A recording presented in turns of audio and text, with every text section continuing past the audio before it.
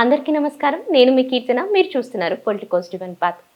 భారతీయ హైందవ సంస్కృతి సంప్రదాయాలు ఎంతో ప్రాచీనమైనవి, ముఖ్యమైనవి కూడా. అసలు గోమాతలను ఎందుకు సంరక్షించుకోవాలి? గోవుల వల్ల కలిగే లాభాలేంటి? ఈ విషయాలన్నీ కూడా తెలియజేయడానికి మనతో పాటు ఉన్నారు అఖిల భారత గోసేవ ఫౌండేషన్ అధ్యక్షులు బాలకృష్ణ గురుస్వామి. ఆయన పలకరిస్తూ ఈనాటి కార్యక్రమాన్ని మొదలు పెట్టేద్దాం. నమస్తే సార్. ముందుగా ఎలా ఉన్నారు సార్? సార్, జనరల్గా పాదయాత్రలు అని అంటే కొంతమంది 1 నెల 2 నెలలతో అలా సరిపెట్టేస్తారు. కానీ మీరు జనరల్గా చూసుకుంటే ఒక 4900 కిలోమీటర్ల వరకు, అది కూడా గోవుతో కలిసి నడిచారు. ఆనాటి అనుభూతులను ఒకసారి మాతో పంచుకుంటారా సార్? తప్పకుండా తప్పకుండా.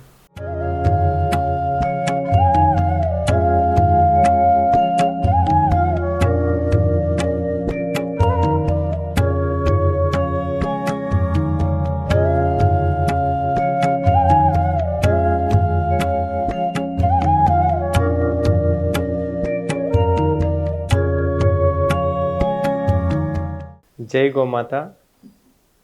గోరక్షణ, భూరక్షణ, పర్యావరణ రక్షణ కోసం కశ్మీర్ నుండి కన్యాకుమారి దాదాపు 14 రాష్ట్రాల్లో 4900 కిలోమీటర్లకు పైగా ప్రతి ఊరు, ప్రతి వాడ గో మహత్యాన్ని చాటి చెప్పాలని ఒక ముఖ్య ఉద్దేశంతో, అదేవిధంగా ప్రపంచంలో మొట్టమొదటిసారి ఒక గోవు కోసం, ఒక గోవుతోని, ఈ గోవు తన గోజాతిని సంరక్షించుకోవడానికి యావత్ దేశమంతా కూడా పాదయాత్రలో భాగస్వాములైంది. కాబట్టి ఈ గో రక్షణే మన రక్షణ అని ప్రజలకు తెలియజేయడము, సాధులు, సంతులు, రాజకీయ నాయకులు, వివిధ వర్గాల వారిని, రైతులను కలుస్తూ గోవును ఎందుకు కాపాడుకోవాలి, పర్యావరణం ఏ విధంగా గోవు వల్ల బాగుంటుంది, ఈ భూరక్షణ గోవు వల్ల ఏ విధంగా సాధ్యమవుతుందని వివిధ భాషల్లో లక్షలాదిగా పాంప్లెంట్లు ప్రింట్ చేయడం కాకుండా ప్రతి ఊర్లో సభలు ఏర్పాటు చేయడం, ఈ సభల ద్వారా ప్రజల్లోకి గోరక్షణ అనే నిదానాన్ని తీసుకెళ్లడమే ముఖ్య ఉద్దేశంగా ఈ పాదయాత్ర చేపట్టడం జరిగింది. సెప్టెంబర్ 27, 2024లో శ్రీనగర్లోని ఆది శంకరాచార్యుల మఠంలో హోమం నిర్వహించి, అక్కడి నుంచి భారతదేశంలోనే ప్రశస్తమైన స్థానము లాల్ చౌక్ నుంచి ఒక గోమాతతో పాదయాత్ర చేయడం, మార్చి 27, 2025 కన్యాకుమారిలో వివేకానంద రాక్ వరకు కూడా ఈ పాదయాత్ర చేయడం. ముఖ్యంగా ఉద్దేశం ఏంటంటే భరతమాత నుడితి తిలకం నుంచి భరతమాత పాదాల వరకు ఎవరైతే హిందూ ధర్మాన్ని ప్రజల్లోకి తీసుకురావడానికి ఆది శంకరాచార్యులు ప్రయత్నించారో, అదేవిధంగా ప్రపంచ దేశాల్లోకి హైందవత్వాన్ని చాటి చెప్పిన మహానుభావుడు మన స్వామి వివేకానంద వరకు ఈ పాదయాత్ర చేయాలనే ఉద్దేశంతో ఈ మధ్యకాలంలోనే మార్చి 27న ఈ పాదయాత్ర కన్యాకుమారిలో సమర్పణ చేయడం జరిగింది. ప్రతి ఒక్కరి బాధ్యత. ఈరోజు ప్రపంచంలో మానవాళికి మేలు చేస్తున్న ఏకైక ప్రాణి గోవు. ఈ గోవు అనేది విశ్వానికి మాత. అందుకే గోవు ఒక కులానికో, ఒక మతానికో, ఒక పార్టీకో చెందింది కాదు. ఈ గోవు విశ్వవ్యాప్తమైంది. ఒక గోవు బాగుంటే ప్రపంచంలో ఉన్న ప్రతి ఒక్కరూ బాగుంటారు. సనాతన ధర్మాన్ని కాపాడుతుందంటే ఈ గోవు. అలాంటి గోసంపద అంతరించిపోతుంది. ఇలాంటి గోసంపద అంతరించిపోవద్దు, గో రక్షణే మన రక్షణ అని ప్రజల్లో చైతన్యం తీసుకురావడానికి ఈ గోరక్ష మహాపాదయాత్ర చేయడం జరిగింది. సార్, ఈ పాదయాత్రలో మీరు చేసేటప్పుడు ఎన్నో ఆటంకాలు కూడా ఎదురై ఉంటాయి. అవన్నీ దాటుకొని మిమ్మల్ని మీరు ముందుకెళ్ళడానికి ప్రేరేపించిన వ్యక్తులు కానీ, లేకపోతే సమాజం కానీ, అట్లాంటివి ఏమైనా ఉన్నాయంటారా? ఈరోజు సమాజంలో అంటే మతాలకు అతీతంగా, పార్టీలకు అతీతంగా, కులాలకు అతీతంగా చాలామంది మహానుభావులు నేను ఒక పేద మధ్యతరగతి కుటుంబీకుని, నాలాంటి వాళ్ళు అంటే నాకు ఒక పొలిటికల్ ఇన్ఫ్లుయెన్స్ కానీ ఏ రకమైన ఇన్ఫ్లుయెన్స్ లేదు. నేను ఈ గోవునే నమ్ముకున్నాను. అదేవిధంగా ఈ జాతి కోసం ఏదైనా చేయాలి, ఈ జాతి సంరక్షణ కోసం, మన భవిష్యత్ తరాల కోసం ఏదైనా చేయాలన్న సంకల్పంతో ఈ గోవుని తీసుకొని పాదయాత్ర చేస్తున్న తరుణంలో వివిధ రాష్ట్రాలు, జమ్మూ కాశ్మీర్, హిమాచల్ ప్రదేశ్, పంజాబ్, హర్యానా, న్యూఢిల్లీ, రాజస్థాన్, ఉత్తరప్రదేశ్, మధ్యప్రదేశ్, మహారాష్ట్ర, తెలంగాణ, ఆంధ్రప్రదేశ్, కర్ణాటక, తమిళనాడు, కేరళ దాదాపు 14 రాష్ట్రాల్లో ఉన్న ప్రజలు, వారికి నాకు ఎటువంటి సంబంధం లేదు. కానీ ఒక ధర్మం కోసం, ఒక ప్రజలు బాగుండాలని చేస్తున్న నేను యాత్ర కోసం ఎన్నో రకాలుగా సహకరించారు. ఈ యాత్రలో భాగంగా నేను పెద్ద పెద్ద రాజకీయ నాయకులను, అదేవిధంగా సాధులను, సంతులను, సామాన్య ప్రజలను కూడా కలవడం, రైతులను కలవడం, గోవులను ఎందుకు సంరక్షించుకోవాలో వారందరూ కూడా తెలియజేయడం జరిగింది. సార్, ఒక పక్క గోజాతిని సంరక్షించుకోవాలి అని చెప్పేసి మీరు దానిపైన కృషి చేస్తున్నారు. ఇంకా చాలా మంది గుళ్ళో పూజారులు చెప్పారనో, లేకపోతే మనకేమైనా దోషాలు ఉంటే అవి పోవాలని గోమాతకి ధాన్యాలు సమర్పించుకోండి అని ఇలా చెప్తూ ఉంటారు. ఆహార పదార్థాలు అవన్నీ కూడా మనం గోమాతకి ఇస్తూ ఉంటాము.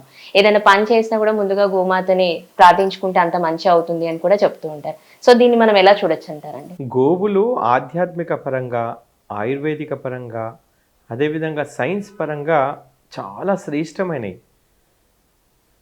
గోవు పూజ అనేది పక్కకు పెట్టేస్తే అసలు ఈ గోవు లేకపోతే మానవ మనుగడనే లేదు.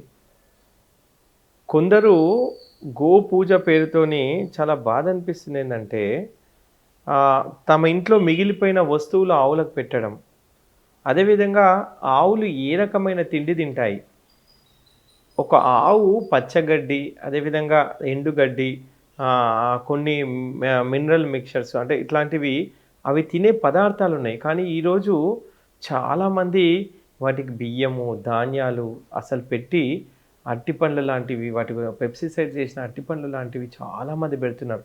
ఒక్కసారి మీ ఛానల్ ద్వారా నేను ప్రతి ఒక్క ప్రేక్షకుడికి కూడా చెప్తున్నాను, మీరు గోవులను సంరక్షించుకోవాలంటే దయచేసి ఇలాంటి పదార్థాలు పెట్టకండి ఆవులకు. ఆవులు తినే పచ్చగడ్డి, ఎండుగడ్డి అవి తినే వస్తువులు మాత్రం పెట్టండి. అరటిపండ్లు కానీ, బియ్యం కానీ, అదేవిధంగా వండిన అన్నం కానీ, అదేవిధంగా ధాన్యాలు అని చెప్పి ఉలువ ఇట్లాంటి ధాన్యాలు కొన్ని పెట్టడం వల్ల వాటి కడుపులో అమావాస్య రోజున గోశాలకు వెళ్ళి చాలామంది విపరీతంగా పెట్టేస్తారు. దానివల్ల అమాస అయిపోయిన ఒక రోజు 2 రోజుల తర్వాత ఎన్నో గోవులు చనిపోతున్నాయి. ఒకసారి ఆలోచించండి. మీరు గో సంరక్షణ చేయాలంటే ఇలాంటిది కాదు. పుణ్యం కోసం, పురుషార్థం కోసం మనం నమ్మిన గోవులను, మనం పూజించే గోవులను, సకల దేవత స్వరూపమైన గోమాతను హింసించడం ఎంతవరకు కరెక్ట్ ఒక్కసారి ఆలోచించండి. కాబట్టి గోవుకు ఏ రకమైన ఆహారం పెట్టాలి, ప్రతి గోశాలలో స్పెసిఫిక్గా అక్కడ రాసి ఉంటుంది. ఈ రకమైన ఆహారాన్ని పెట్టండి, ఈ రకమైన ఆహారాన్ని పెట్టకండి అని చెప్పి రాస్తున్నారు. దయచేసి వీటిని పాటించి వాటికి ఏ రకమైన ఆహారం పెడితే, మీరు పెట్టే ఆహారం వల్ల గోమయంలో, ఆవు పేడలో కూడా కంప్లీట్గా చేంజ్ కనిపిస్తుంది. కాబట్టి దయచేసి నేను అందరినీ కూడా కోరుతున్నాను, దయచేసి అవసరం లేని ఆహారము, వాటికి ఏదైతే ఆహారం పెట్టాలో అలాంటివే పెట్టాలని చెప్పి మనస్ఫూర్తిగా కోరుతున్నాను. అయితే ఇప్పుడు గో పూజ చేస్తే ఆవుతోనే ఆరోగ్యం, ఆవుతోనే ఆనందం, ఆవుతోనే ఐశ్వర్యం, ఆవుతోనే అభివృద్ధి. అలాంటి గోవు చుట్టూ ప్రదక్షిణ చేసిన, గోవు దండం పెట్టిన మన ఎన్నో రకాల మానసిక రుగ్మతలు కూడా మనం గోవుతో గడిపినట్టయితే అలాంటి మానసిక రుగ్మతలు కూడా మన దరి చేరవు అనమాట. కాబట్టి గో రక్షణ అనేది చాలా చాలా ముఖ్యం. ఈరోజు ఎందుకు ఈ గోరక్షణ చేయాలి, గోవుకు మానవునికి ఉన్న సంబంధం ఏందనేది మీకు చెప్తాను. ప్రపంచానికి గోవు మహత్యాన్ని తెలియజేసిన మొట్టమొదటి శాస్త్రవేత్త శ్రీకృష్ణ భగవానుడు. మా రామాయణ భారత కాలం నుంచి కూడా ఈ భూమిపై వ్యవసాయం చేస్తూ వచ్చాం. ఎప్పుడైతే మనం స్వతంత్రం వచ్చిన తర్వాత పెరుగుతున్న జనాభాకు అనుగుణంగా హరిత విప్లవం పేరుతో ఎక్కువ ఉత్పత్తులు ఈ భూమిపైన కలిగించాలని చెప్పి గ్రీన్ రెవల్యూషన్ పేరుతోని ఈ భూమిపైన విదేశాల నుంచి రష్యా, జర్మన్ లాంటి దేశాల నుంచి తెచ్చిన పెప్సిసైడ్స్ అంటే యూరియా, డిఏపి లాంటి రసాయనకాలతోని ఈ భూమిపైన వేయడం జరిగింది మొట్టమొదటిసారి. ఎక్కువ దిగుబడి రావాలన్న ఉద్దేశంతో అలా వేస్తూ వచ్చిన ఈ భూమి ఈరోజు ఈ పురుగుల మందు, ఈ రసాయనకాల వల్ల భూమి పూర్తిగా నిరుపయోగమైంది, బంజరుగా తయారైంది. ఈ భూమిపైన వచ్చే పంటల వల్ల ఈరోజు మనందరం కూడా రోగగ్రస్తులం అవుతున్నాం. తినే ఆహారంలో పౌష్టికత లేదు. ఎందుకంటే మన పూర్వీకులు ఈ భూమిపై పండించిన పంటలతోని వాడు తిన్న ఆహారంతోని ఆరోగ్యకరంగా 100 సంవత్సరాలు బతికారు. ఎవరు కూడా ఒక మందులు కానీ ఒక మెడికల్ షాప్‌కు పోయింది తెలవదు. ఆరోగ్యంగా బతికారు. కానీ ఈరోజు చిన్న చిన్న పిల్లల్లో సమస్య, ప్రతి ఇంట్లో సమస్య, ప్రతి ఇంట్లో ఒక మెడికల్ షాప్ తయారైపోయింది. ప్రతి ఒక్కరూ ఆరోగ్యం కోసం వెంపర్లాడుతున్నారు. ఇలాంటి ఆరోగ్యము మనం తింటున్న ఆహారం వల్లనే సాధ్యమవుతుంది. మనం ఎంత డబ్బు సంపాదించినా, ఎంత ఐశ్వర్యం సంపాదించినా, తినే ఆహారం సమృద్ధిగా పౌష్టికత లేకుండా ఉన్న ఆహారం వల్ల మనం ఈ రోగగ్రస్తులం తయారవుతున్నాం. కాబట్టి ఈ భూమికి మనకున్న సంబంధమే ఈ గోవు. భారతదేశానికి వెన్నెముక రైతు. అలాంటి రైతుకు వెన్నెముకే ఈ గోవు. అప్పట్లో ఎడ్లతోని గోవులతోని వ్యవసాయం చేసేవాళ్ళు కాబట్టి వాళ్ళు తినే ఆహారం చాలా సమృద్ధిగా ఉంది కాబట్టి వాళ్ళు ఆరోగ్యకరంగా బతికారు. ఈరోజు 4 సంవత్సరాల పిల్లలకు క్యాన్సర్, మహిళల్లో బ్రెస్ట్ క్యాన్సర్ విపరీతంగా వస్తుంది. ప్రతి ఒక్కరు రోగగ్రస్తులు అవుతున్నారు. తినే ఆహారమే. మనము ఈ మట్టిలో ఎక్కడ సూక్ష్మజీవులు లేవు, మైక్రోబ్స్ లేవు. ఈ భూమి 10 ఫీట్ల మేర ఎక్కడ సూక్ష్మ పోషకాలు లేకుండా తయారైంది. సో ఈ మట్టిని ఎలా బాగుపరచాలి? సారవంతమైన నేలలోంచి, సారవంతమైన మట్టి నుంచి వచ్చే పంటల ద్వారా ఆరోగ్యకరమైన పంటలు పండితే మనము, మన పిల్లలు, మన భవిష్యత్ తరాలు కూడా ఆరోగ్యకరంగా ఉంటాం. ఇది ఓన్లీ ఒక ఆవు మూత్రం, ఆవు పేడతోనే మాత్రమే సాధ్యం. ఆవు పేడ, ఇప్పుడు మనందరం ఆహారం తింటున్నాం. ఈ భూమికి ఆహారమే ఆవు పేడ, ఆవు మూత్రం. అలాంటి గో ఆధారిత వ్యవసాయం, యంత్రాలతో వ్యవసాయం కంటే కూడా ఎడ్లతో వ్యవసాయం చేసినట్టయితే ముఖ్యమైన విషయం ఏంటంటే ఆవు పేడ, ఆవు మూత్రం, జీవామృతం, ఘనజీవామృతం ద్వారా వ్యవసాయం చేసినట్టయితే అది మనకు 18 గంటలు పనిచేసే శక్తి ఇచ్చే ఆహారాన్ని ప్రొడ్యూస్ చేయగలుగుతుంది. అలాంటి ఆహారం తిన్నామంటే మనందరం కూడా ఆరోగ్యవంతులుగా అవుతాం. ఈ భూమి బాగుంటే ఈరోజు ప్రపంచానికి అన్నం పెట్టిన దేశం నా భారతదేశం. అలాంటి దేశంలో మనం ఉన్నాం.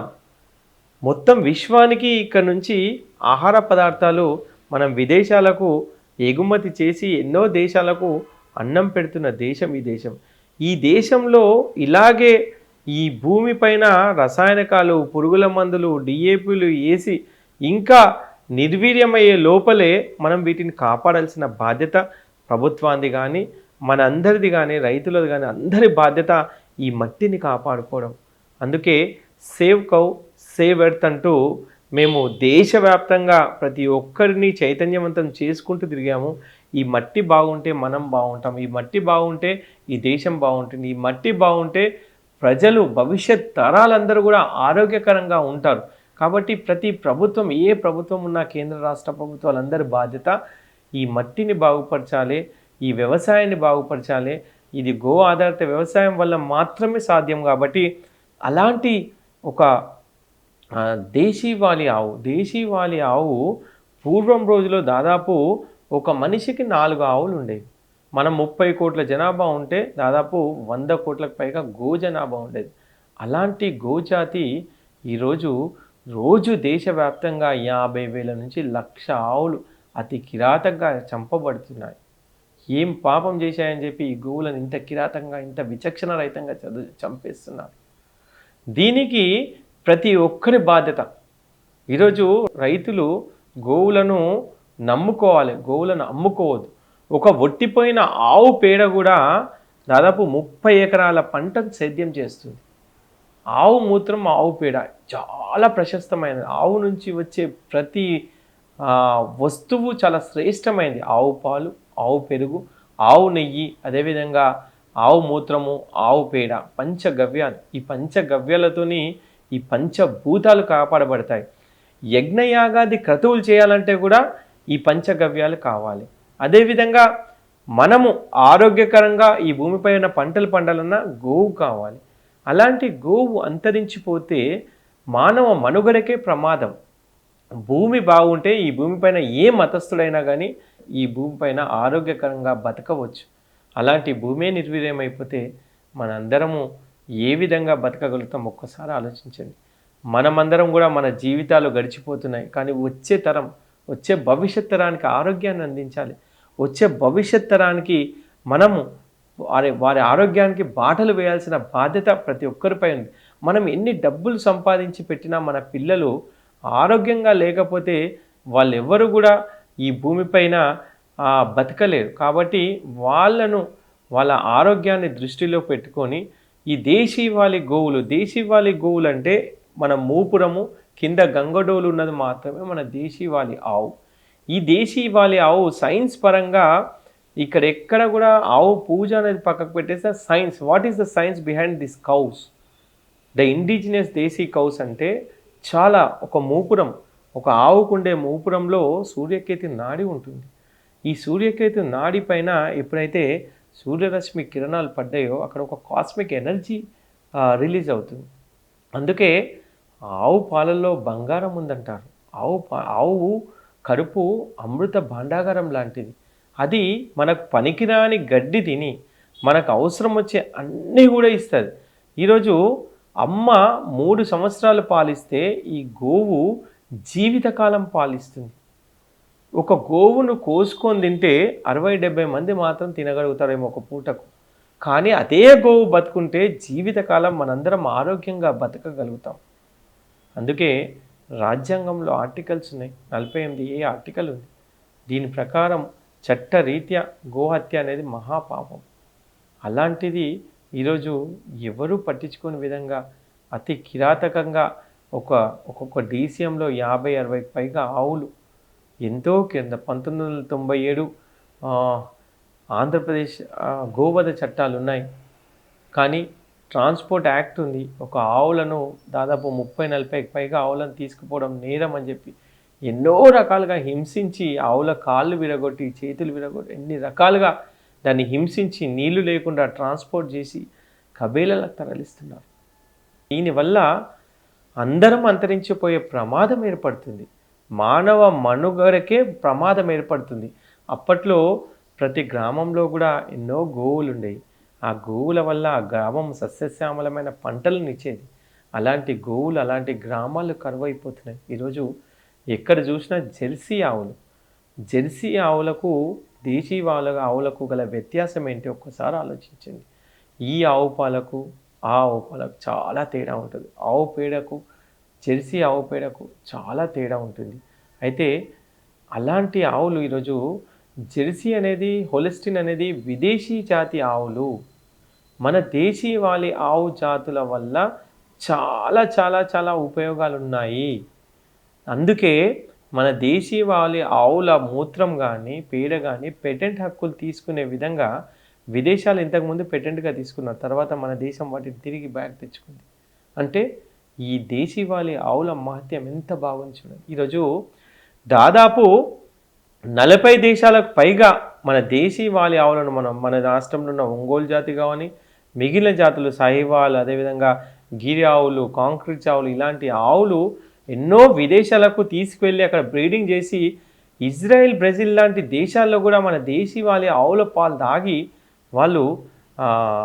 వాళ్ళ జీవితాన్ని చక్కగా ఆనందమయం చేసుకుంటున్నారు. అలాంటిది మన దేశంలో పుట్టిన దేశీవాలి ఆవులను మనం విస్మరిస్తున్నాం.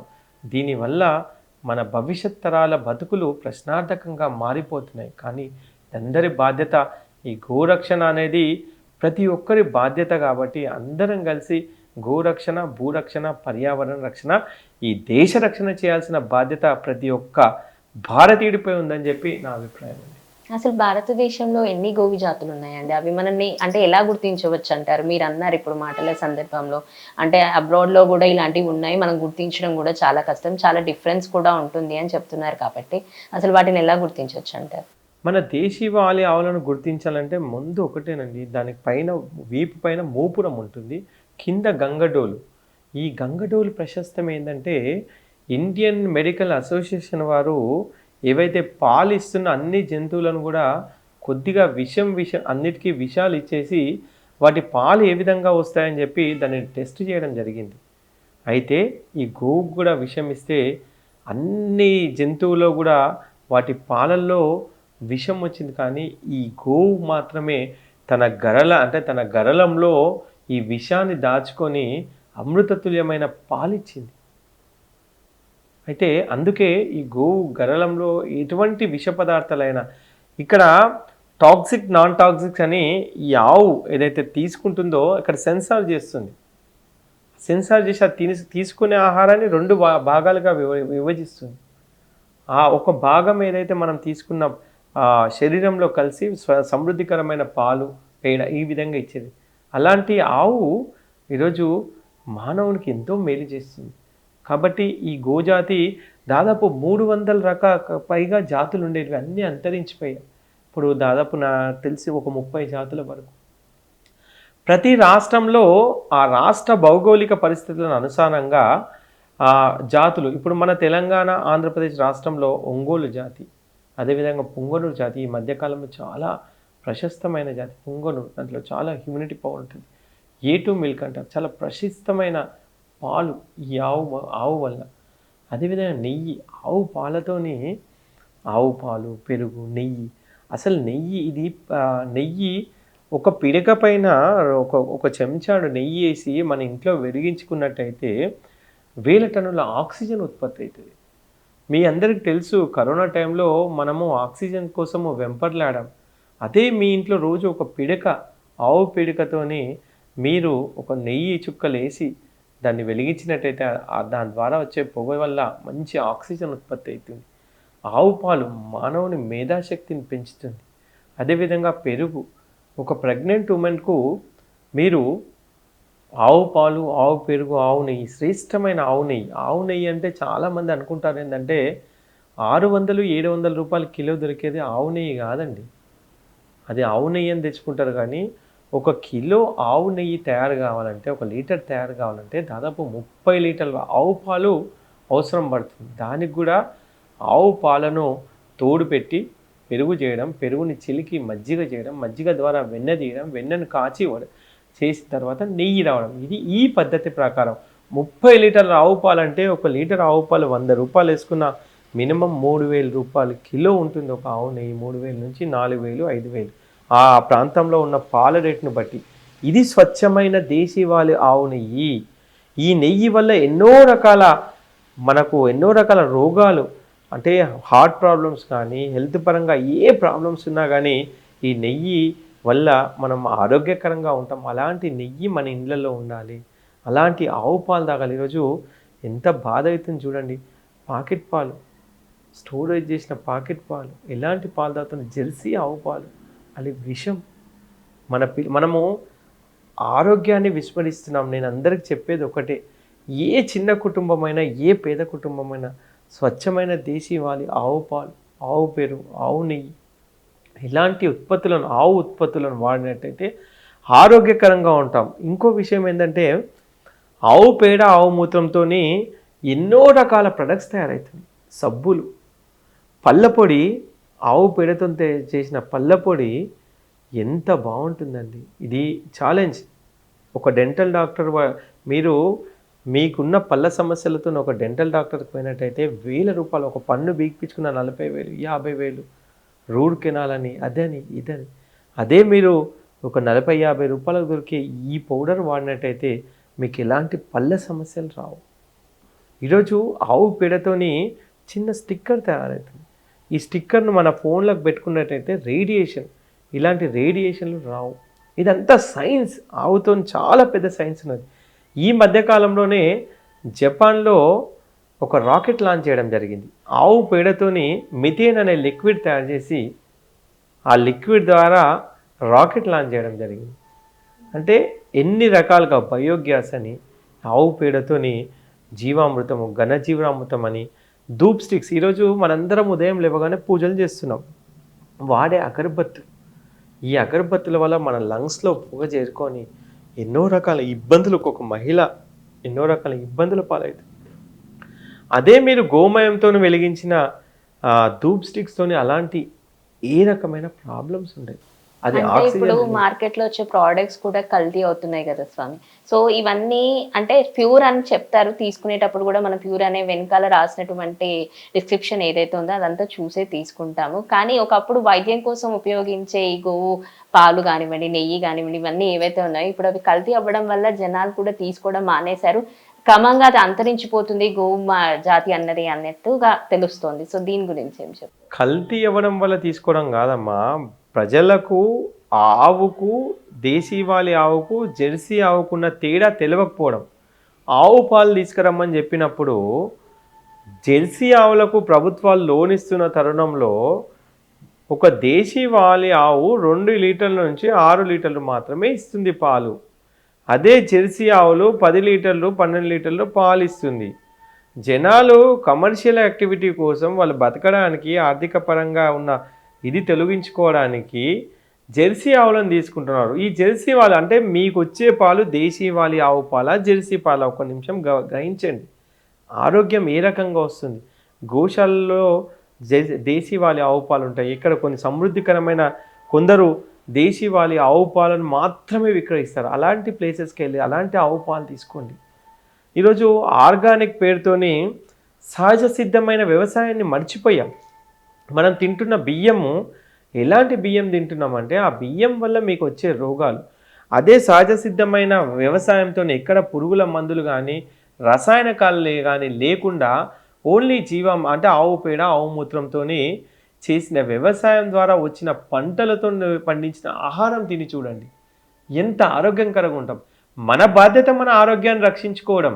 ఇది ఎవరి బాధ్యతనో కాదు, నీ పిల్లల ఆరోగ్య సంరక్షణ, నీ సమాజం ఆరోగ్య సంరక్షణ, నీ దేశాన్ని రక్షించాల్సిన బాధ్యత ప్రతి పౌరుడిపై ఉంది. అందుకే మనం ఏం తింటున్నాం, ఎక్కడ కొంటున్నాం, ఎవరి దగ్గర కొంటున్నాం అనేది చాలా జాగ్రత్తగా ఆలోచించండి. మీరు గోరక్షణ అంటే అందరినీ గోవులను పెంచుకోమని కాదండి. మీరు గోవుతో వచ్చే ఉత్పత్తులను వాడినట్టయితే, అలాంటి ఉత్పత్తులు వాడితే ఆవుల సంఖ్య పెరుగుతుంది. కాబట్టి ఆవులను రక్షించిన వాళ్ళమవుతాం. ఈరోజు పంచగవ్యాలతోని మీకు ఎలాంటి రోగాలు నయమవుతున్నాయంటే, క్యాన్సర్ లాంటి మహమ్మారి, ఎలాంటి రోగాలకైనా పంచగవ్యాల చికిత్సలు ఉన్నాయండి. అలాంటి తక్కువ ఖర్చుతో అయ్యే చికిత్స మనం తీసుకున్నట్టయితే శరీరానికి ఎటువంటి సైడ్ ఎఫెక్ట్స్ ఉండవు.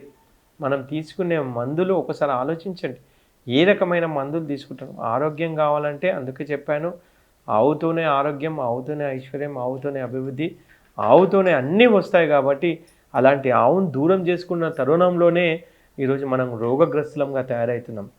ఎందుకంటే మనందరం కూడా పేద మధ్యతరగతి కుటుంబీకులం. ఈరోజు మనం సంపాదిస్తున్న సంపదలో దాదాపు 30 నుంచి 40% ప్రతి ఇంట్లో కూడా ఈ మందుల కోసం ఖర్చు పెడుతున్నాం. ఒకసారి ఆలోచించండి.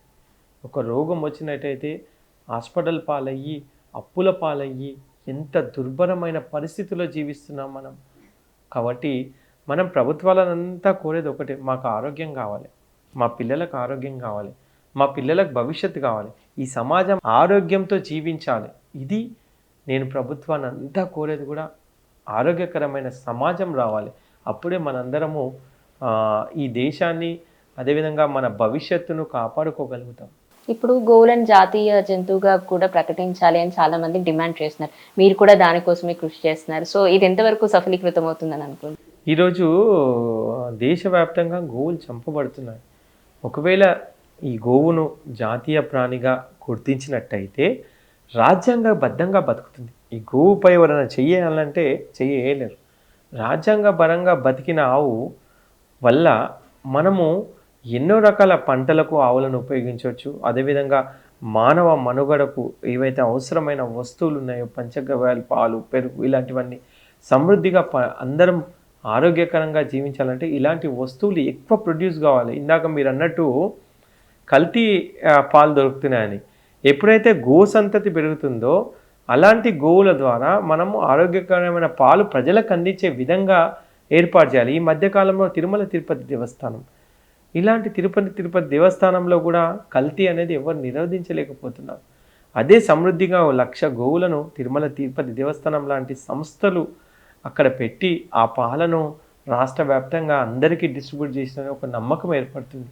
ఇలాంటి సంస్థల ద్వారా ఆరోగ్యకరమైన పాలు వస్తున్నాయి, పెరుగు వస్తున్నాయని చెప్పి అందరూ కూడా కొనుక్కునే అవకాశం ఉంటుంది. కాబట్టి అందరికీ నేను చేతులు జోడించి మరీ అడుగుతున్నాను, మాకు కావాల్సిన ఆరోగ్యాన్ని, ఈ ప్రకృతిని కాపాడాలన్నా, అదేవిధంగా ఈ భూమిని కాపాడాలన్నా ఈ గోవులు, దేశీవాళి ఆవులు బతికుండాలి. కాబట్టి ఇది ప్రతి ఒక్కరి బాధ్యత.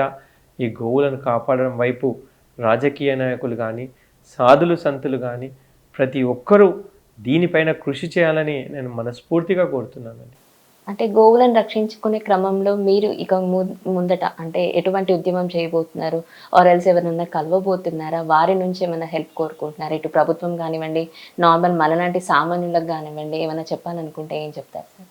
నేను ఈ మధ్య కాశ్మీర్ నుంచి కన్యాకుమారి చేసిన పాదయాత్రలో దాదాపు చాలామంది రాజకీయ నాయకులను కలవడం జరిగింది. చాలామంది పార్టీలతో సంబంధం లేకుండా కాంగ్రెస్, టీఆర్ఎస్, బీజేపీ, తెలుగుదేశం అన్ని పార్టీల వారిని అన్ని రాష్ట్రాల్లో కలవడం జరిగింది. అమిత్ షా గారిని ఢిల్లీలో కలవడం, నితిన్ గడ్కరీ గారిని కలవడం, అదేవిధంగా సాధులు సంతులు పెద్ద పెద్ద సాధులు ప్రేమానందజీ, బాగేశ్వర్ ధామ్, మరి అదేవిధంగా సాధ్వి రితంబర, జగ్గి వాసుదేవ్ గారిని, చాలామంది మాత అమృతానందమాయిని, అదేవిధంగా అన్ని రాజకీయ పార్టీలకు చెందిన ప్రతి రాష్ట్రంలో వారిని కలవడం, వారికి రిప్రజెంటేషన్ ఇవ్వడం జరిగింది. ఎందుకంటే అందరం కలిసి అన్ని పార్టీల వారు కూడా నా పాదయాత్రకు సహకరించడం జరిగింది. ఈ ఆవుకు పార్టీ లేదు, నేను ముందు నుంచి చెప్తున్నాను. ఈ ఆవుకు ఏ పార్టీ లేదు, ఏ కులం లేదండి. అందరం కలిసి ఈ ఆవును రక్షించడమే మన బాధ్యత. ఈ ఆవు బాగుంటే ఆవు ఆలోచించదంట. ఆవు పాలిచ్చేటప్పుడు వీడు క్రిస్టియన్ తాగుతున్నారా, ముస్లిం తాగుతున్నారా, హిందువు తాగుతున్నారా, ఏది ఆలోచించదు. ఆవు అందరికీ అన్ని అమృతం లాంటి పాలు ఇస్తుంది, కుల మతాలతో సంబంధం లేకుండా. అలాంటి ఆవు లేకపోతే చాలా విధ్వంసం జరుగుతుంది. ఎక్కడైతే గోవు రక్తం ఏరులై పారుతుందో అక్కడ ఎవ్వరు సుఖంగా, ఎక్కడైతే రైతు కన్నీరు తెచ్చుకుంటున్నాడో అక్కడ ఎక్కడ కూడా సుఖంగా ఉన్న దాఖలాలు ఉండదు. సమస్యలతో కొట్టుమిట్టాడతాం. కాబట్టి అలాంటి సమస్యలు లేకుండా మన పౌరులను మనము ఈ భూమిపైన సుఖంగా జీవించాలంటే ఒక గోవే శరణ్యం అండి. 200 ఏళ్ల క్రితం చూసుకున్నట్లయితే 230 వరకు కూడా గోవు జాతులు ఉన్నాయి అని చెప్పేసి విన్నాం గురువు గారు. కానీ ఇప్పటి కాలంలో చూసుకుంటే అసలు 30 జాతులు కూడా ఏంటో తెలియట్లేని పరిస్థితికి మనం చేరుకున్నాం. సో ఇది ప్రజలకు కానీ ఇటు గవర్నమెంట్ కానీ అవగాహన ఉందంటారా? అంటే మీరు ఎంతో మందిని కలిసారు కాబట్టి అసలు వాళ్ళకి అవగాహన ఉంటేనే కదా బయట మనం సంరక్షించుకునేది గోవులని. సో వాళ్ళకు ఎంతవరకు ఐడియా ఉందనుకుంటున్నారు మరి? ఇప్పుడు నేను అందుకే ప్రభుత్వంలో చైతన్యం రావాలి. ప్రజల్లో ఫస్ట్ చైతన్యం వస్తే ప్రజలు ప్రభుత్వాన్ని గట్టిగా కోరాలి. మాకు కావాల్సింది ఆరోగ్యము, ఇది గోవు వల్లనే సాధ్యము. అందుకే ఆ గోవు వల్ల ఉపయోగాలు ఏందని నేను ప్రజలకు చెప్తున్నాం. చాలామంది ఈ గోవు ఉద్యమంలో ఎంతోమంది అసూలు బాసారు, అంటే గో రక్షణ చేస్తున్నారు. అదేవిధంగా ఎన్నో రకాలుగా కొందరు సాధులు, సన్యాసులు కూడా గో మహత్యాన్ని తెలియజేస్తున్నారు. కానీ ప్రజలు గోవులను ఎప్పుడైతే చాలామంది విస్మరిస్తున్నారు. దీని అంటే రైతులకు కూడా గో మహత్యం తెలియదు. ఆవు పేడ వల్ల ఉపయోగం కానీ, ఆవు పాల వల్ల ఉపయోగం కానీ, ఆవు మూత్రం ఉపయోగం కానీ తెలియకనే ఈరోజు రైతు ఆత్మహత్యలు చేసుకోవడానికి కారణం కూడా గోవులను దూరం చేసుకోవడం వల్లనే ఆత్మహత్యలు చేసుకుంటున్నారు. అంటే మీరు అనేది గోమాతల్ని ఆధ్యాత్మికంగా చూసుకున్నట్లయితే అందరికీ పూజలు చేయడం అవన్నీ తెలుసు, కానీ ఆరోగ్యపరంగా అయితే అందరికీ తెలియకపోవడం వల్లనే ఈ ఇబ్బందులు అవుతున్నాయి. అందుకే ఈరోజు ప్రతి కుటుంబం కూడా 5 నుంచి 10,000 రూపాయలు ఈ సబ్బులని, అగరబత్తులని వీటి కోసం మనం స్పెండ్ చేస్తున్నాం. కానీ మీరు గోవు ఉత్పత్తులతో వాడిన సబ్బులు ఒకసారి వాడి చూడండి. అదేవిధంగా ధూప్ స్టిక్స్ కానీ, షాంపూస్ కానీ, పళ్ళ పొడి కానీ ఎన్నో రకాల ఉత్పత్తులు వస్తున్నాయి. అలాంటి ఉత్పత్తులు వాడి చూడండి, మీరు ఒక్కసారి వాడి చూడండి. దానివల్ల ఆవు మూత్రం, ఈరోజు ఆవు మూత్రం తాగినట్టయితే ఎన్నో రకాల కడుపులో ఉన్న గడ్డలు కాదు, ఆడవాళ్లకు మెన్స్ట్రువల్ ప్రాబ్లమ్స్ కానీ ఎన్నో రకాల ప్రాబ్లమ్స్ తగ్గిపోతున్నాయి. ఒక్కసారి గో అరకు 7 సార్లు ఫిల్టర్ చేసిన గో అరకు తయారు చేస్తున్నారు. మీరు ఎవరో చెప్పిన మాటలు వినడం కాదు. ఈరోజు ఆవు పాలు వేడి అని చెప్పి చెప్తారండి. ఒక్క విషయం, ఒకవేళ ఆవు పాలు వేడైనట్టయితే పుట్టిన ఒకరోజు బిడ్డకు తల్లి పాలు రాకపోతే ఈ ఆవు పాలు మాత్రమే పడతాం మనం. ఏ జంతువు పాలు కూడా పట్టాం. ఒకవేళ పాలు వేడైనట్టయితే ఒకరోజు పసిబిడ్డకు మనం ఆవు పాలు ఎలా తాగిపిస్తాం? అంటే ఆవును మనం నుంచి దూరం చేయడానికి బ్రిటిష్ వాడు పన్నిన పన్నాగమే. అందుకే అప్పట్లో ఒక చాయ్ పత్తి అమ్మడానికి వచ్చి, అంటే ఆవులను దూరం చేసిన వైనం ఇది, మన ఆవులను దూరం చేసిన వైనం బ్రిటిష్ వాడు. భారతీయులందరూ ఇంత సమృద్ధిగా ఎందుకుంటున్నారు, ఈ గోవుల వల్లనే ఇంత సమృద్ధి. అప్పట్లో ఆస్తులు అంటే ఒక్కొక్కరికి 100 ఆవులు ఉన్న వాళ్ళే, గో సంపద ఎవరికైతే ఉన్నదో వాళ్ళే కోటీశ్వరులు అనమాట. ఇప్పుడు ఉన్న వ్యాపకం వేరు, అప్పుడు ఉన్న వ్యాపకం వేరు. కానీ వాళ్ళు అందుకే ఆవులతో మమేకమైనారు కాబట్టి ఆరోగ్యంగా బతికారు.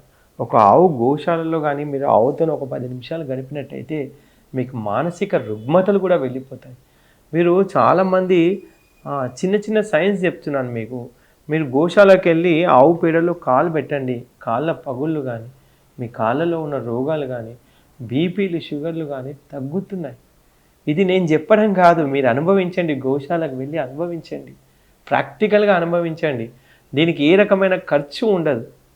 ఖర్చు లేని పనుల వల్ల మీరు ఆరోగ్యంగా ఉండగలుగుతారు. ఒక హాస్పిటల్కి పోయినట్టయితే ఒకసారి మీరు కన్సల్టేషన్కి పోయినట్టయితే 2000 నుంచి 3000 ఆ రోజు పెడుతున్నారు. కానీ మీరు ఆరోగ్యంగా ఇచ్చే గోమాత ప్రొడక్ట్స్ మీరు వాడినట్టయితే మీరందరూ కూడా ఆరోగ్యంగా బతుకుతారని చెప్పి మీ అందరికి తెలియజేస్తారు. అంటే గురుగారు ఇప్పుడు ఎక్కడ చూసినా ఏదైనా ఒక అనారోగ్య పరిస్థితి వస్తే ఇంగ్లీష్ మెడిసిన్స్ ఇవన్నీ మనకు అందుబాటులో ఉంటున్నాయి. కానీ ఇటువంటివి ఎక్కడో మారుమూల గ్రామాల్లో కానివ్వండి, లేకపోతే గ్రామీణ ప్రాంతాల్లో అక్కడ మాత్రమే దొరుకుతాయి. ఇటువంటి ఆవుకు సంబంధించినటువంటి పేడ కానివ్వండి, పెరుగు కానీ, మీరు అన్నారు ఇప్పుడు పేడలో కాలు పెడితే కాలు పగుళ్ళు, బీపీ షుగర్, మానసిక రుగ్మతలు అన్నీ పోతాయి అని చెప్పేసి. సో మనకు ఆ గ్రామీణ ప్రాంతాన్ని ఇక్కడ తీసుకొచ్చే వెసులుబాటు లేదు కాబట్టి మరి మనం ఎలా కంట్రోల్ చేసుకోవాలి? లేదండి, ఇప్పుడు మన హైదరాబాద్ లాంటి ప్రాంతాల్లో కూడా ప్రతి దగ్గర కూడా స్టోర్స్ ఏర్పడుతున్నాయి. చాలా స్టోర్స్ ఉన్నాయి. అదేవిధంగా గోశాలలో కూడా ఈ కౌ బేస్డ్ ప్రొడక్ట్స్ తయారు చేస్తున్నారు. అలాంటి గోశాలలకు వెళ్ళండి. మీకు ప్రతి దగ్గర ఆరోగ్య చాలా రకాలుగా గో ప్రొడక్ట్స్ అమ్ముతున్నారు. వాటి దగ్గరికి వెళ్ళండి, ఒక్కసారి మీరు యూజ్ చేయండి. చాలా చాలా స్టోర్స్ వస్తున్నాయి. ఎందుకంటే మళ్ళా ప్రజలు కూడా ఆలోచిస్తున్నారు నిజంగా గోవు కోసం. ఈ మధ్యకాలంలో చాలామంది గోవును ప్రమోట్ చేయడానికి వివిధ రకాలుగా చాలా ఆర్గనైజేషన్స్ కృషి చేస్తున్నాయి. ఒక బాలకృష్ణ గురుస్వామి కాదు, చాలామంది. అయితే మీరు వారి ద్వారా ఇలాంటి ప్రొడక్ట్స్ తీసుకొని మీరు వాడినట్టయితే ఖచ్చితంగా ఆరోగ్యంగా ఉంటాం.